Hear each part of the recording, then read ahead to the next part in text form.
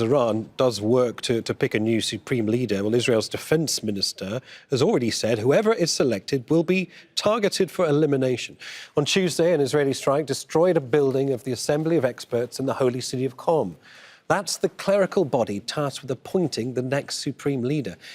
Israel Katz, the Israeli defense minister, posted on X saying every leader appointed by the Iranian terror regime to continue and lead the plan to destroy Israel, to threaten the United States and the free world and the countries of the region, and to suppress the Iranian people will be an unequivocal target for elimination.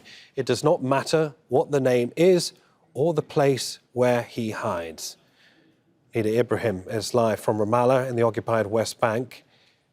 Nida, reflecting on everything we've just heard there from Israel Katz, the indication is that we will hunt you down, whoever you are, whatever new leader emerges, that this is a conflict that will be fought on Israel's terms.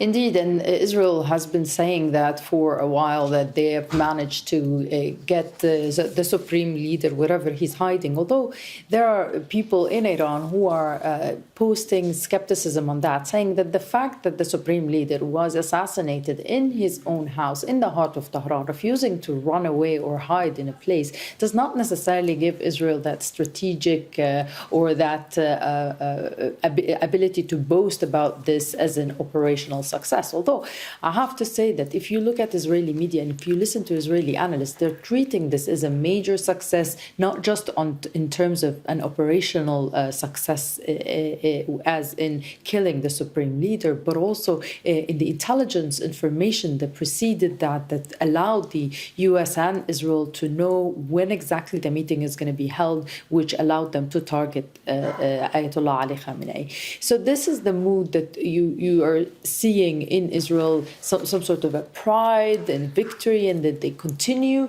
to crack down on whoever is going to replace him. We've seen the same scenario in Gaza, where Israel kept hunting down Hamas leader, and whoever became the new chief of the party, then he was subject to being attacked again. And we've seen that in Lebanon as well. So this is kind of one page of the Israeli playbook of threatening and sometimes making good on these promises.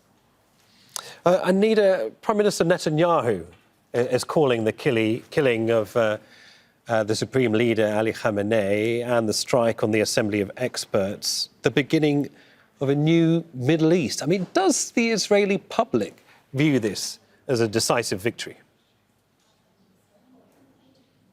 Well, it depends which Israelis you talk to. There are those who are, of course, rallying around the flag. Iran has always been an issue that the Israelis have talked about as an existential threat, talking about the nuclear threat to Israel and the region. And you have the Israeli Prime Minister Benjamin Netanyahu, who has made mainly a career out of posing Iran and making Iran look like the devil in the region and the need to fight against it and fight it. But you have those who are questioning whether Netanyahu is pushing for a prolonged war for his own personal gains. First of all, you have someone who is dealing with court cases, corruption court cases, and you have those who think that he's doing it for electoral elections, electoral calculations, as we are approaching Israeli general elections, and he's someone who wants to stay in power.